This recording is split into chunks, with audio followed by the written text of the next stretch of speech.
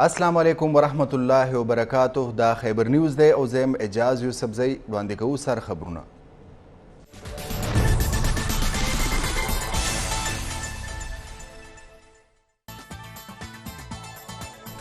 د خیبر پښتونخوا 9 رکني نگران کابینې حلف پورته کړی دی. گورنر حاجي غلام علي د نوې صوبایي کابینې نه حلف اخیستی دی. کابینه اراکینو کې فیروز جمال شاه، جسټس ریټایرډ ارشاد قیصر، سید مسعود، احمد رسول بنگش شامل دي. آصف رفیق، ډاکټر نجیب الله، محمد قاسم، جسټس ریټایرډ ارشد حسین او سید عامر عبدالله هم د نگران کابینې برخه دي. ډاکټر ریاض انور او ډاکټر سرفراز شاه به د وزیر اعلی مشیران، ولې ظفرالله خان به معاون خصوصي وي. صدر مملکت ډاکټر عارف الوی آفیشل سیکرټ ایکټ او آرمی ایکټ ترمیمي بلونو باندې دستخط کړی دی. د صدر مملکت لاسلیک نه پس دواړه بلونه د قانون برخه جوړه شوې ده. دواړه بلونه د قومي اسمبلی او سینټ نه منظور شوي دي او تیر حکومت دستخط لپاره صدر ته لیږلي.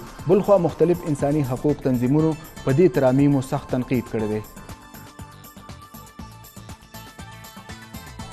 د سپریم کورټ سینیئر جج جسټس قاضي فایزي صاحب د جوړنواله دوره کړې ده. کرسچن کالوني کې د متاثره کورونو ګرجاګرو مجموعي صورتحال جاج اخیستی او د متاثرینو سره ملاقات کړی دی. جسټس فایزي صاحب ویلي دي که چیرې په ګرجاګرو څوک حمله کوي نو د مسلمانانو فرض جوړیږي چې د هغوی خلاف جهاد وکړي او تحفظ ورته فراهم کړي. پاکستان کې اکثریت او اقلیت دواړو ته یو شان حقوق حاصل دي. د قومي جنډې سپین رنګ د اقلیت نمایندګي کوي.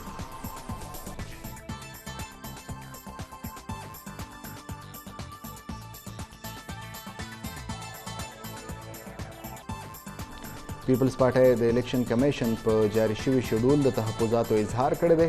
شیر رحمان ویلي دي چې د الیکشن کمیشن اوسنی اعلان ظاهروي چې نوې حلقه بندو کې به 4 میاشتې لګي، کوم چې د مایوسۍ باعث دی.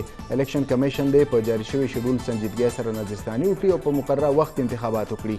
شیر رحمان تر مخه د اسمبلو د زر تحلیل کولو مقصد الیکشن کمیشن ته د تیارو لپاره زیات وخت فراهم کول وو. انتخاباتو کې هر قسمه تاخیر په ملک کې د سیاسي عدم استحکام باعث جوړیدای شي.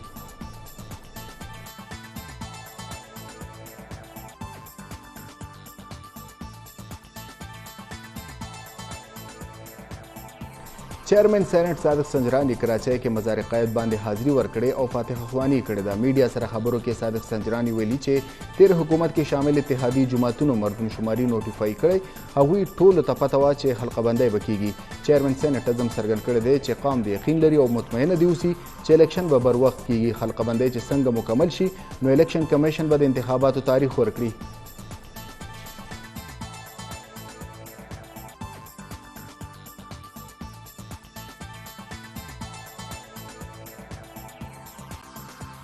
نگران وزیر اعظم وفاقي بیوروکراسي کې په لویه پیمانه تقررۍ او تبادلې کړي دي.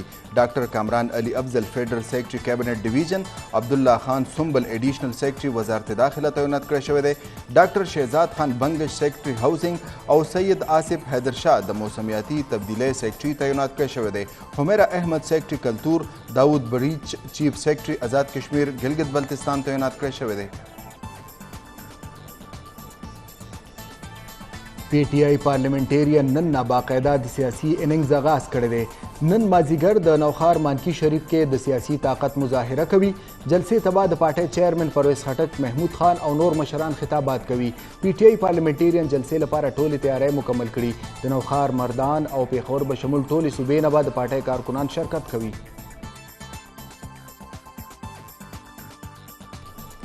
د بجلی قیمت کې د نور اضافې تیاریانې. حکومت د بجلی صارفینو نه 122 ارب روپۍ وصولۍ منصوبه جوړه کړې ده. دې سلسله کې د بجلی فی یونټ قیمت کې د 4 روپو 30 پیسو اضافې سپارش شوی دی. اضافه به د سرکولر ډیټ ختمولو په مد کې کیږي. مجوزه اضافې سره به روان کال کې د بجلی قیمت کې د شوې اضافې کل مالیت 200 ارب روپو نه سیوا شي.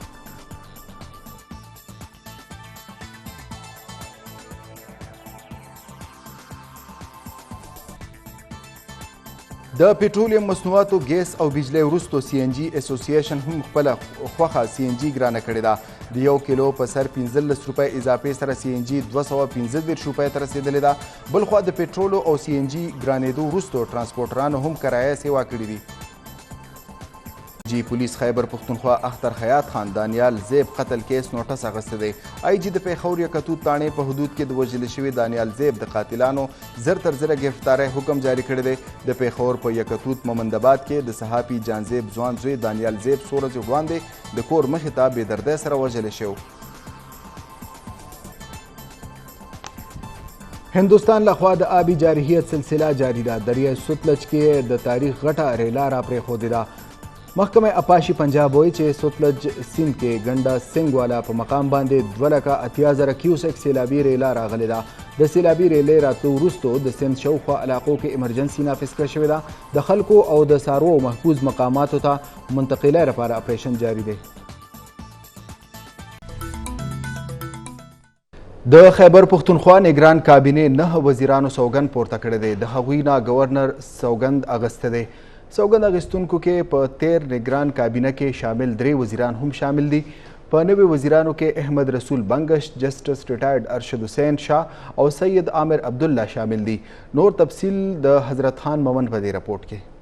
د خیبر پختونخوا نگران کابینه کې شامل 9 وزیرانو د خپل عہدو سوګند پورته کړی. د هغوی نه د خیبر پختونخوا گورنر حاجي غلام علي سوګند اخیسته. د سوګند دستوره په گورنر هاوس پیښور کې تابع کړی شوی و چې پکې نگران وزیر اعلی محمد اعظم خان، آی جي پولیس اختر حیات ګنډاپور، انتظامی سیکټرانو، اعلی چارواکو او مختلف مکتب فکر خلکو درون اکثریت سره ګډون کړو. سوګند پورته کوونکو وزیرانو کې په 13 نگران کابینه کې شامل 3 وزیران جسٹس ارشاد قیصر، بیرسٹر فیروز جمال شاہ کاکا خیل اور پخوانی آئی جی پولیس مسعود شاہ شامل دے. نوی وزیرانوں کے احمد رسول بنگش، اسف رفیق آفریدی، ڈاکٹر نجیب اللہ، ڈاکٹر محمد قاسم جان، جسٹس ریٹائرڈ ارشد حسین شاہ اور سید عامر عبداللہ ہم د خپل عہدو سوګند پورته کړي. په نوي وزیرانو کې اسف رفیق آفریدی د محمد رفیق آفریدی زوی دی، حتابات پیښور کې رهایش پذیر دی. هغوی پاکستان او سعودي عرب کې د تجارت، زراعت او پلاسټک مینوفیکچرنګ کې وسیع تجربه لري. په صوبایي کابینه کې شامل ډاکټر نجیب الله تعلق لکی مرو سره دی. هغوی د برطانیه کیمبرج نه میټیریل ساینس او میټرالوجي کې ډایرکټریټ کړی. هغوی د یونیورسيټي اف انجینرینګ اینڈ ټیکنالوجي پیښور کې خدمات تر سره کړي. هغوی د وفاقي پلانینګ کمیشن غړی دی. په نگران کابینه کې شامل سید عامر عبدالله د رحمت آباد پیښور اوسیدونکی دی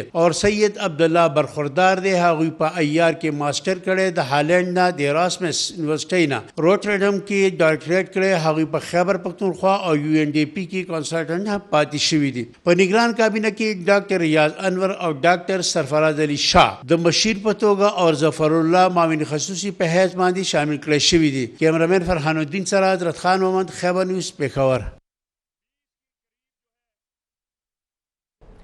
صدر مملکت ډاکټر عارف علوي په آفیشل سیکرټ ایکټ او آرمی ایکټ ترمیمي بلونو باندې دسخط کړي دي. د صدر دسخط سره اوس دغه بل باقاعده د قانون شکل خپل کړی دی.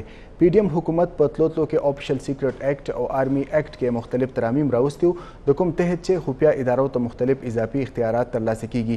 پی ډي ایم اتحاد کې شامل ډلو دا ترامیم د پارلمان نه منظور کړو. وروسته دواړه بلونو دسخط لپاره صدر ته لیږلی شو.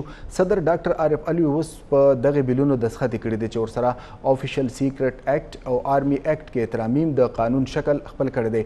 مختلف انساني حقوق تنظیمونو په دې ترامیم سخت تنقید کړی دی.